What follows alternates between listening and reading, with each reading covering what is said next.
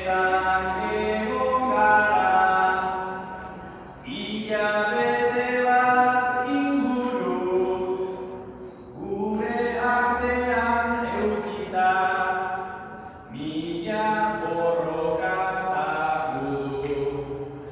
Gaur ere final ederra, ze potentzi, ze seguru, zorionak txapeldunei, honek helmuga lertu du, frontoian bildu gara ta, gozatzea gure helburu. Hauxe da